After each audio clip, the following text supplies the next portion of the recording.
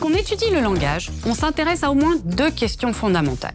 Comment les enfants apprennent-ils le langage, le problème de l'apprentissage, et pourquoi les langues du monde présentent-elles certaines propriétés et pas d'autres, le problème dit typologique. Même si la relation entre l'acquisition du langage et les propriétés du langage n'est pas nécessairement équivalente, il existe de nombreux points de contact entre ces deux domaines.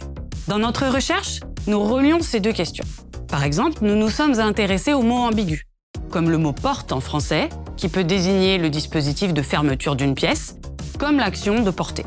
Et nous avons pu montrer qu'à 20 mois, les enfants n'avaient aucun problème pour apprendre ces mots ambigus, car ils peuvent utiliser le contexte de la phrase pour cibler un des sens du mot. Quand « porte » est précédé d'un déterminant, la porte désigne l'objet permettant de passer d'une pièce à l'autre.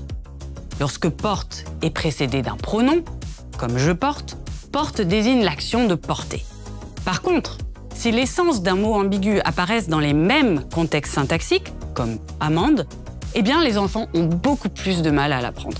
Dans les langues du monde, on trouve effectivement plus de mots ambigus qui apparaissent dans des contextes syntaxiques distincts que ce à quoi l'on pourrait s'attendre par chance.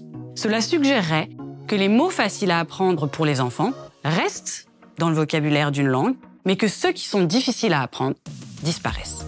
La mise à jour des capacités cognitives communes entre les humains et leurs proches cousins pourrait expliquer certaines propriétés du langage. Pour cela, nous comparons des bébés dans leur première année de vie à des primates non humains sur des tâches non linguistiques qui isolent des propriétés élémentaires du langage, comme par exemple la compositionnalité, c'est-à-dire la capacité à comprendre une unité complexe en fonction des éléments qui la composent, comme on comprend une phrase à partir du sens des mots dont elle est composée.